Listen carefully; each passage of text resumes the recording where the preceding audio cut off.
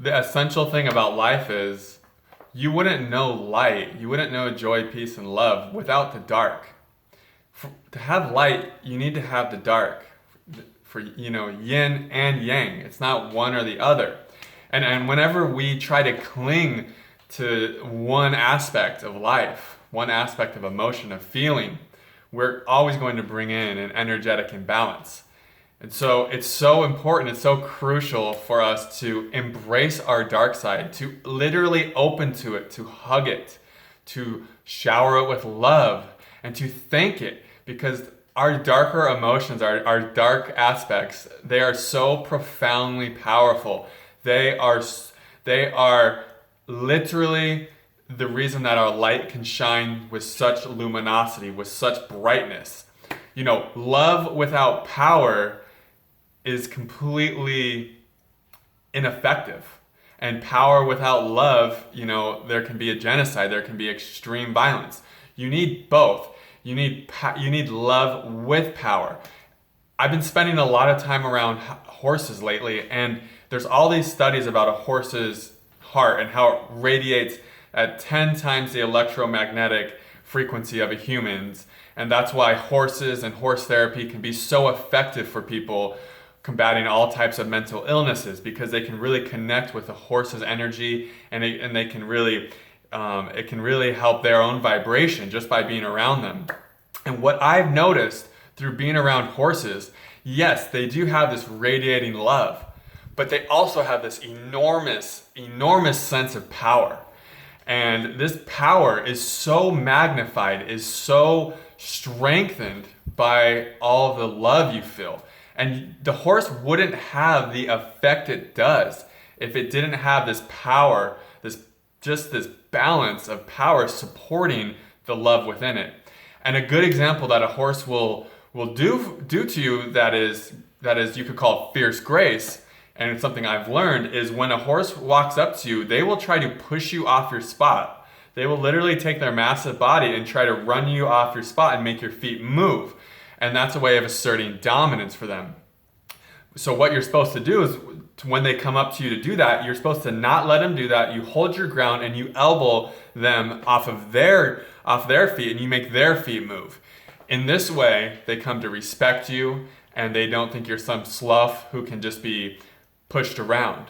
And that metaphor is so apt for life. Life does the same thing to you. If you are not grounded in your darkness, if you're not open and allowing your darkness to come up, then life will come at you, and it will literally push you over and flatten you. If you are just all light and love and peace and joy, you will be flattened by life time and time again. People will take advantage of you. You're going to be victimized. You'll be a victim of circumstances and situations. You'll feel powerless, helpless, and needy. All of these things will start to transpire and manifest in your life if you don't bring a balance to the light with your darkness. When you have your darkness within you, it just gives your power. It just gives your light and your beauty so much more effectiveness in this world. You feel so much safer. You feel so much more of a sense of belonging. You're not at the effect of anything anymore. You're more the cause of.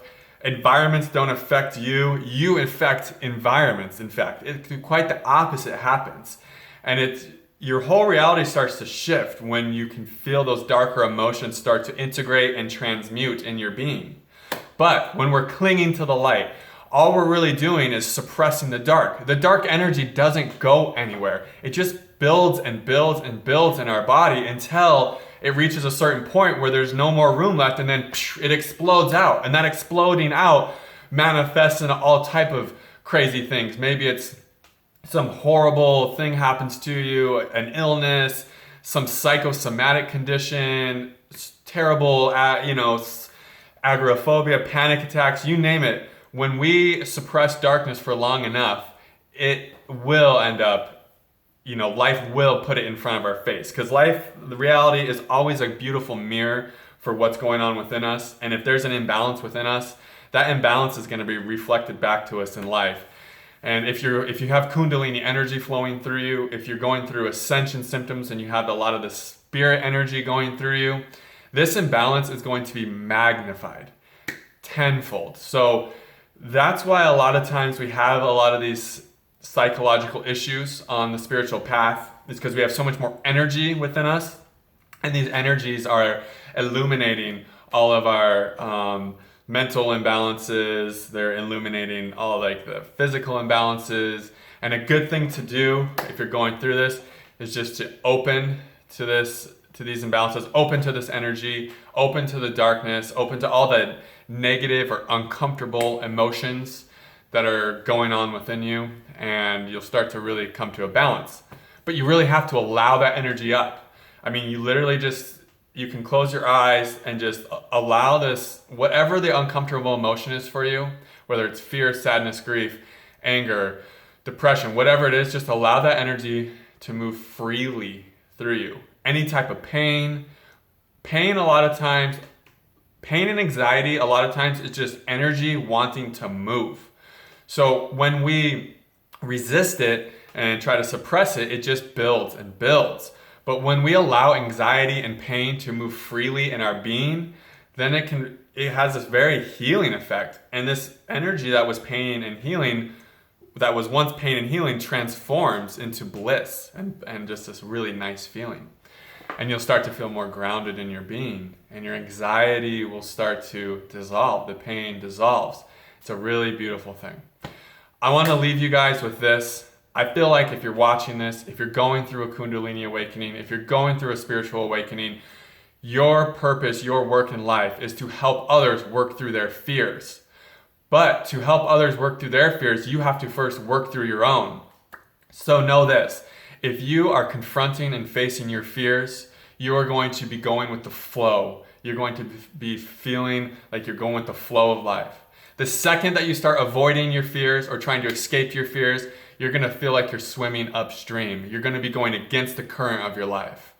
So if you want to feel good, face your fears. If you start feeling bad, look at if there's anything you're avoiding because you're scared of it. And this is a great thing for us spiritual people to come in touch with, because to face our fears, we have to open to and embrace our darkness. There's no other way. Thanks for watching, guys. I hope you have a great day, and namaste.